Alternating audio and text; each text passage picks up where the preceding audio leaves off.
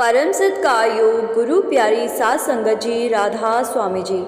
संगत जी, बाबा जी 11 मई को विदेश गए थे और उसके बाद 18 मई वाले भंडारे से पहले यही खबर आ रही थी कि बाबा जी भंडारे तक तो डेरे पहुंच ही जाएंगे। लेकिन फिर खबर आई कि इस भंडारे पर बाबा जी डेरे नहीं आ रहे और सब कुछ हजूर जी ही संभालेंगे। और हुआ भी ऐसा ही। लेकिन अब एक और खबर आ रही है जी, जिसको सुनकर संगत भावुक हो गई। बाबा जी अभी इंडिया नहीं लौट रहे। ऐसी खबर आई है कि बाबा जी 29 जून वाले भंडारे से पहले इंडिया नहीं आएंगे और अगले हफ्ते होने जा रहा सोलन भंडारा भी हजूर जी ही संभालेंगे। जैसा कि हजूर जी ने 18 मई वाला डेरे का भंडारा भी संभाला। इधर 18 मई को हजूर जी ने सत्संग फरमाया और उधर उसी दिन बाबा जी ने सिंगापुर की संगत को पैदल चलकर दर्शन दिए और सवाल जवाब किए जी। एक सवाल जो हमें किसी ने भेजा था वो हम आपके साथ शेयर कर देते हैं जी। किसी ने बाबा जी से पूछा था कि बाबा जी आप हमसे बिछोड़ा क्यों कर रहे हो? तो बाबा जी ने कहा कि मैं कहीं नहीं जा रहा, मैं आपके साथ ही हूँ। इस जवाब के बाद वहाँ की संगत में भावुकता का माहौल बन गया था जी। और वैसे भी सिंगापुर की संगत का भावुक होने का एक कारण ये भी था कि करीब 1 साल बाद बाबा जी वहाँ पहुँचे थे। सिंगापुर की संगत को अक्सर इस तरह का मौका नहीं मिलता, इसीलिए बहुतों की आंखें भर आई। लेकिन साथ ही वो चेहरे एक अनकही खुशी से भी दमक रहे थे। कुल मिलाकर कल वहाँ 2,500 से 3,000 के करीब संगत पहुंची थी जी। और हर कोई टकटकी लगाए बस बाबा जी को देख रहा था। उसी समय इधर डेरा ब्यास में भी हजूर महाराज जी ने कल सत्संग फरमाया और सत्संग के बाद वे सीधा दुबई रवाना हो गए जी। दुबई में शायद कोई ज़रूरी काम रहा होगा, जिसे निपटा कर वे रात की फ्लाइट पकड़कर सीधा मुंबई आ गए। अब खबर है कि हजूर जी जल्दी ही वापस डेरे भी लौट आएंगे, क्योंकि इसी हफ्ते सोलन में सत्संग कार्यक्रम है जी और वहाँ हजूर जी ही सत्संग करेंगे जी। इस कार्यक्रम में हजूर जी संगत को ओपन कार दर्शन भी देंगे जी। जैसा कि हमने अभी आपको बताया कि बाबा जी 29 जून तक विदेश में ही रहेंगे, तो लाजमी है कि बाबा जी इस बार सोलन के सत्संग में शामिल नहीं होंगे। इस समय बाबा जी सिंगापुर में हैं जी और अगले सप्ताह से ऑस्ट्रेलिया और न्यूजीलैंड में उनके कार्यक्रम शुरू हो रहे हैं। बार बार भारत आकर फिर विदेश जाना मुश्किल और थकावट भरा होता है जी। इसीलिए इस बार भारत की ड्यूटी हजूर जी निभा रहे हैं जी। दोनों सद्गुरु संगत पर प्रेम लुटा रहे हैं जी। एक सद्गुरु भारत में और एक विदेश में पूरी संगत की सेवा कर रहे हैं जी और उन्हें संत मत की राह से जोड़ रहे हैं। इसीलिए 29 जून को जो भंडारा होगा उसमें बाबा जी अपनी विदेश यात्रा पूरी करके भारत लौट सकते हैं। लेकिन इस बात की अभी कोई पक्की खबर नहीं है जी कि बाबा जी तब तक वापस लौटेंगे या अभी और उसके बाद भी विदेश में रुकेंगे। संगत जी, आगामी सोलन भंडारे पर हजूर जी ही ओपन कार दर्शन देंगे। जैसा कि सभी जानते हैं कि बीते शनिवार 17 तारीख को डेरा ब्यास में हजूर महाराज जी ने संगत को दर्शन दिए। ये लम्हा बेहद भावुक करने वाला था जी, क्योंकि संगत की आंखें आंसू से बरस पड़ी थी। वजह भी साफ थी। पिछले करीब 25 सालों से संगत बाबा जी को खुली कार में देखती आई है। उस रूहानी नज़ारे की आदत सी संगत को पड़ गई थी। लेकिन इस बार बाबा जी को ना देखकर संगत रोने लगी, कुछ तो चीखने भी लगे थे। बाबा जी ने 1990 में जब गुरु की गद्दी संभाली तो शुरुआत में सब कुछ उसी तरह चलता रहा जैसा पहले चलता आया था जी। लेकिन करीब 10 साल बाद यानी सन 2000 में बाबा जी ने एक ऐसा फैसला लिया जिसने डेरा ब्यास में दर्शन की परंपरा ही बदल दी जी। उस समय बाबा जी ने जब संगत की तकलीफ देखी कि संगत कैसे लोग घंटों लाइनों में सिर्फ मेरे दर्शनों के लिए खड़ी रहती है, और तब बाबा जी ने ये निर्णय लिया कि अब वो संगत को खुली गाड़ी में दर्शन दिया करेंगे ताकि हर कोई उन्हें आराम से देख सके और संगत को अपनी जगह से उठना भी ना पड़े। शुरुआत में ये व्यवस्था एक तरह का प्रयोग थी जिससे ये देखा जाए कि संगत को ये तरीका कैसा लगता है। लेकिन जैसे ही संगत ने बाबा जी को ओपन कार में आते देखा जी, जैसे दिलों में एक नया उजाला भर गया। वो पल, वो नज़ारा संगत के दिल में बस गया जी।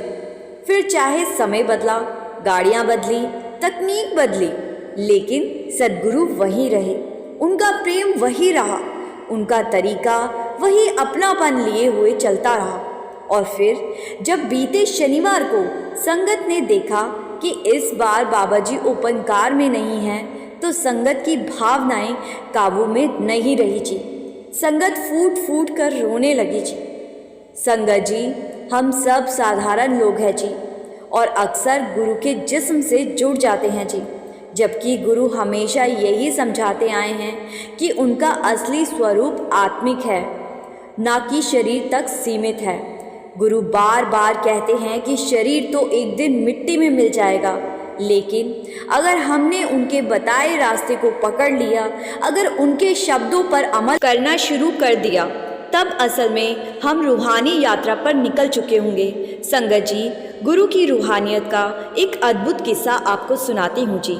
प्यारी संगत जी, कृपया इस वीडियो के साथ अंत तक जुड़े रहिए जी, क्योंकि अब हम सुनने जा रहे हैं पूज्य बड़े महाराज जी से जुड़ी एक ऐसी सच्ची घटना जो दिल को गहराई तक छू जाती है। ये किस्सा उस समय का है जब बड़े महाराज जी ने अपने प्रेम और करुणा से एक खूंखार डाकू की जिंदगी का रुख मोड़ दिया था जी। उस डाकू का नाम था गंगा सिंह, मगर लोग उसे गंगू डाकू के नाम से जानते थे। उसकी दहशत ऐसी थी कि लोग उसका नाम सुनते ही सिहर उठते थे। बचपन से ही गंगा सिंह यानी कि डाकू गंगू बहादुर, निडर और तेज दिमाग वाला लड़का था जी। लेकिन हालात कुछ ऐसे बने कि जिंदगी उसे गलत राह पर ले गई। जब ज़माना उसके खिलाफ हो गया तो वो भी ज़माने से लड़ने निकल पड़ा जी। धीरे धीरे उसका गुस्सा, उसकी चतुराई और उसका जुनून उसे जुर्म की दुनिया में ले गया जी। पुलिस थानों पर हमले, डाक खानों में लूट, ये सब उसके और उसके गिरोह के लिए आम बात हो गई थी जी। उसकी चालाकी और हिम्मत का कोई जवाब नहीं था जी। पुलिस ने उस पर इनाम रखा, कई बार उसे पकड़ने की कोशिश भी की, लेकिन वो बार बार बच निकलता जी। कुछ मौक़ों पर तो वो पुलिस की गिरफ्त में आकर भी उनके सामने से ही भाग निकलता। उसके किस्से दूर दूर तक मशहूर हो गए थे जी। उधर हर संक्रांति पर बड़े महाराज जी अमृतसर सत्संग के लिए जाया करते थे। एक बार की बात है, महाराज जी अपनी कार में अमृतसर की ओर जा रहे थे। तभी रास्ते में एक आदमी अचानक उनकी कार के आगे आ गिरा। ड्राइवर ने तुरंत ब्रेक मारा और हजूर बड़े महाराज जी खुद उतरकर देखने लगे कि क्या हुआ। वो आदमी शराब में पूरी तरह डूबा हुआ था जी, पर शुक्र ये था कि उसे कोई बड़ी चोट नहीं लगी। पास खड़े कुछ लोग और सत्संगी मदद के लिए आगे आए जी। उस आदमी को किनारे किया गया और महाराज जी की कार फिर से आगे बढ़ चली। लेकिन उस नशे में धुत आदमी की नज़रें जिस चेहरे पर टिक गई थी, वो चेहरा था पूज्य बड़े महाराज जी का जी। उस चेहरे ने, उस उपस्थिति ने उस शराबी के अंदर कुछ गहराई तक हिला दिया। वो शराबी और कोई नहीं बल्कि डाकू गंगू था जी। थोड़ी देर में होश आने पर वो बार बार अपने साथियों से पूछने लगा, इस मोटर गाड़ी में कौन था। उसके दोस्त बोले, ये राधा स्वामी वाले बड़े महाराज हैं, लोग तो इन्हें खुदा मानते हैं, कहते हैं कि ये नर्क से भी निकाल लाते हैं, इनके करोड़ों चाहने वाले हैं। गंगू कुछ पल चुप रहा, फिर बोला, ये ऐसे ही लगते भी हैं, चलो चलते हैं उनके पास। गंगू और उसके साथी उसी वक्त अमृतसर सत्संग भवन पहुंच गए जी। वहां बड़े महाराज जी सत्संग भवन के बरामदे में कुर्सी पर विराजमान थे जी। जैसे ही गंगू वहां पहुंचा, वो दौड़कर महाराज जी के चरणों में गिर पड़ा जी। आंसू में डूबा महाराज जी के चरणों को पकड़कर कहने लगा, अगर सच में रब है तो तू ही है, मुझे बचा ले। महाराज जी ने बहुत शांत और दयालु स्वर में कहा, मैं रब नहीं हूँ, बस एक साधारण इंसान हूँ। लेकिन गंगू महाराज जी के चरणों को छोड़ने को तैयार ही नहीं हो रहा था। बार बार कहता रहा, मुझे माफ़ कर दो, मेरी ज़िंदगी बदल दो। महाराज जी ने स्नेह से उसे उठाया और अपने साथ सत्संग पंडाल में ले गए। उसे एक किनारे बिठाया और फिर खुद मंच पर जाकर सत्संग फरमाया। शाम को जब नामदान का समय आया तो गंगू भी बाकी लोगों की पंक्ति में जा खड़ा हुआ। भीड़ काफ़ी थी, कुछ को तो नामदान नहीं मिल सका, लेकिन गंगू को भीतर बुला लिया गया। अंदर पहुंचते ही महाराज जी ने पूछा, क्या तुम मांस और शराब छोड़ सकोगे? क्या तुम चोरी डकैती छोड़ सकते हो? गंगू बोला, हे मेरे सच्चे पातशाह, शराब तो मेरे खून में मिल चुकी है, लेकिन अगर आप चाहो तो आप इसे भी छुड़वा सकते हो, बस आपकी रहमत चाहिए। फिर हजूर जी ने कहा, क्या तुम ईमानदारी से काम करने को तैयार हो? गंगू ने दोनों हाथ जोड़कर कहा, जो हुक्म आपका, मगर मुझे भूखा मत मरने देना। और फिर एक बार चरणों में गिर गया और कहने लगा कि अब आपके सिवा कोई और रास्ता नहीं दिखता। उसके समर्पण को देख महाराज जी ने उसे नामदान दे दिया जी। लेकिन संगत जी, जिंदगी बदलना शब्दों जितना आसान नहीं होता जी। कुछ हफ्तों बाद गंगू के अंदर का पुराना स्वभाव जाग गया। वो फिर से चोरी करने निकल पड़ा और एक साहूकार के घर जा पहुंचा। वहां उसने एक भारी लोहे की पेटी का ताला तोड़ दिया और जैसे ही अंदर रखे नोट उठाने को हाथ डाला, उसी पल उस पेटी का लोहे का ढक्कन दोनों बाजुओं पर जोर से गिरा।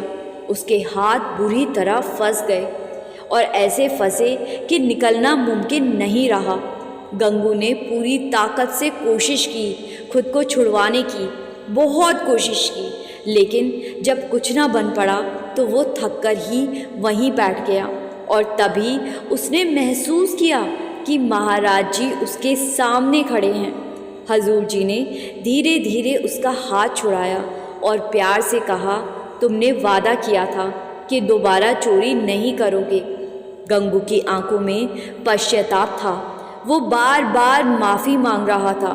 हजूर जी बोले, यहाँ जो भी रखा है उसे यहीं छोड़ दो और तुरंत यहाँ से भाग जाओ, वरना साहूकार के लोग आकर तुम्हें जान से मार देंगे। गंगू ने तुरंत उनकी बात मानी और वहाँ से निकल भागा जी। जब वो अपने गांव वापस लौटा तो शाम होते ही कुछ पुराने यार फिर उसके दरवाजे पर आ खड़े हुए जी।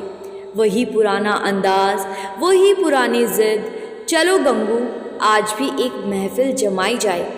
गंगू ने पहले तो साफ मना कर दिया जी, लेकिन जब दोस्तों ने बार बार कहा तो गंगू तैयार हो गया जी। महफिल सज गई, शराब की बोतलें खुल गई, गिलासों में शराब डाली गई।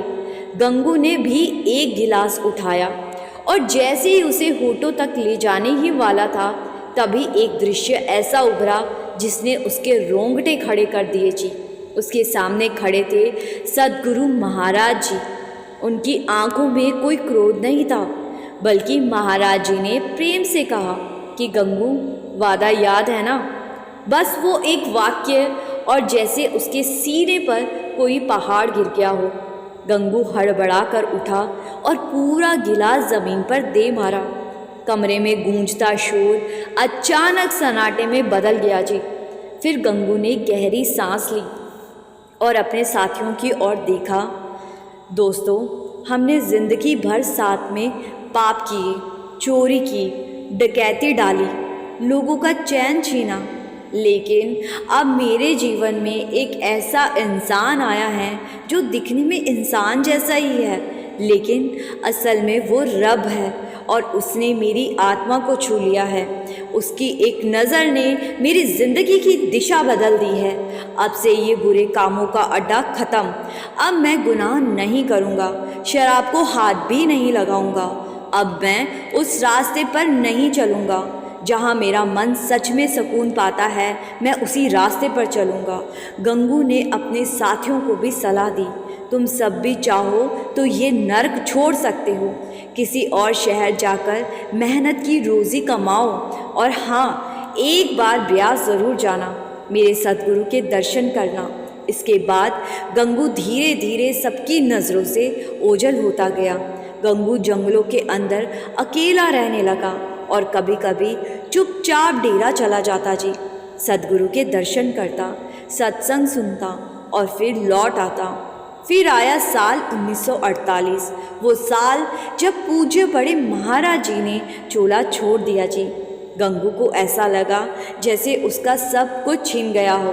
उसे भीतर से लगा अब जीने का कोई मकसद ही नहीं रहा, और एक दिन वो खुद ही पुलिस स्टेशन जा पहुंचा। उसने अपने सारे गुनाह खुद कबूल कर लिए जी। कोर्ट में मुकदमा चला और उसे फांसी की सज़ा सुनाई गई जी। उसे जेल लाया गया जी, लेकिन वहाँ भी एकदम शांत और स्थिर था।